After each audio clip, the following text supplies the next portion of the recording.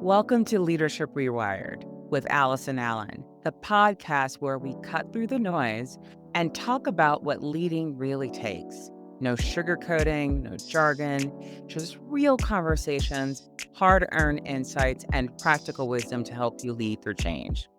Build the cultures that work and stay human while doing it. Let's get into it.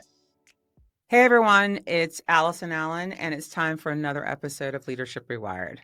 Nobody talks about the hardest part of change, the moment after disruption, when the dust settles and you realize no one's coming to fix it for you. That's adoption. It's messy, it's uncomfortable, and sometimes it hurts.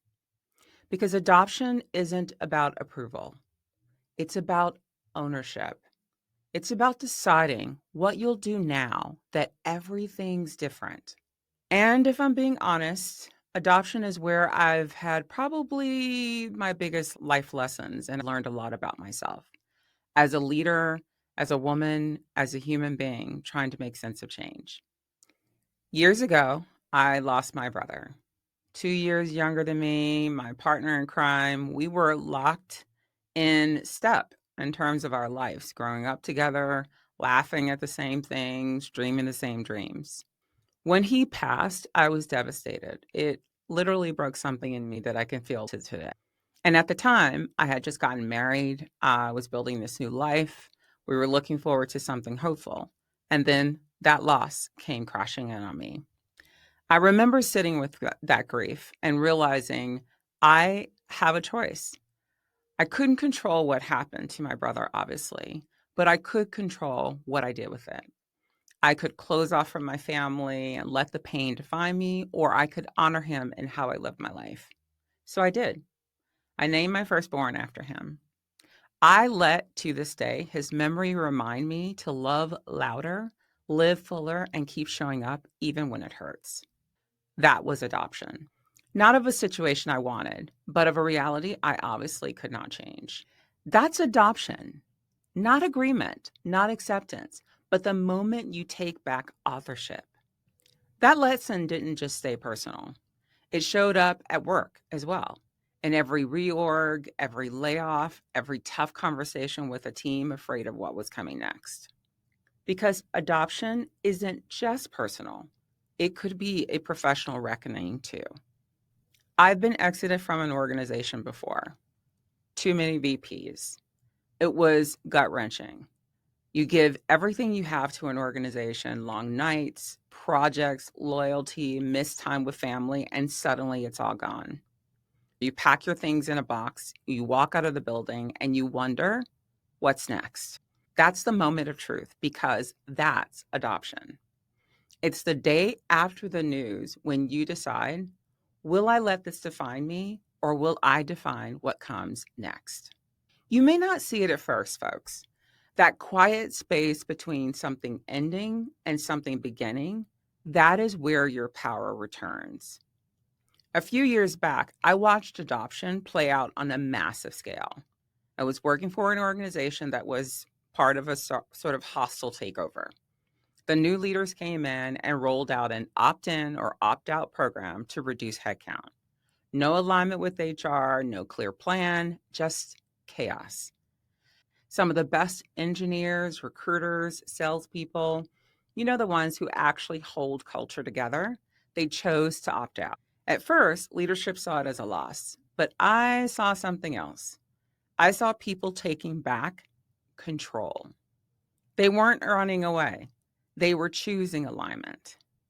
They basically were saying, if I can't trust what's happening here, then I'll make a choice that I can live with. We were asked to reach out to those folks and see if they would come back to the organization. A few considered it, but majority said no.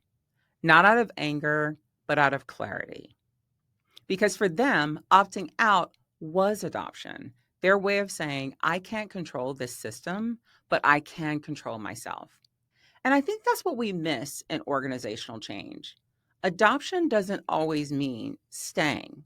Sometimes it means walking away with self-respect, not resentment. Adoption is about choice. And choice is the foundation of self-leadership. When everything external is stripped away, the title, the plan, the safety, the only thing you have left is you. So ask yourself, how will you lead yourself through this? That is what adoption teaches us. It's the bridge between what happened and what's next. The moment you stop reacting and start responding. Self-leadership doesn't start when things are calm. It starts when the ground is still shaky and you decide to take the step anyway. Every adoption moment that you face is an invitation to step back into your own power. What story will I tell about this situation? What version of myself would I like to see walk out on the other side? That's the thread that ties it all together. The personal, the professional, and the human. When disruption hits, we all ask the same questions. Why me? What now? What do I do with this? Adoption is the phase that reminds us that we all have a choice, even when we don't like the options. It's where you stop waiting for someone else to lead you through it and you start leading yourself. So if you're in that space right now, if life or work or both has knocked you sideways, if change has shaken your sense of control, please remember this. You still have a choice. It may not be the one you wanted, but it's still yours. Real leadership doesn't start when things are easy. It starts the moment you decide, I can't change what happened, but I can change what I do next. That's adoption. That's self-leadership. Until next time, lead with clarity and change with confidence. Thanks for listening to Leadership Rewired with Allison Allen. If today's episode hit home, share it with a leader who needs it. And if you want more Truth Talk leadership insights, subscribe wherever you listen, follow me on LinkedIn, and keep leading with clarity even when it's hard. See you next time.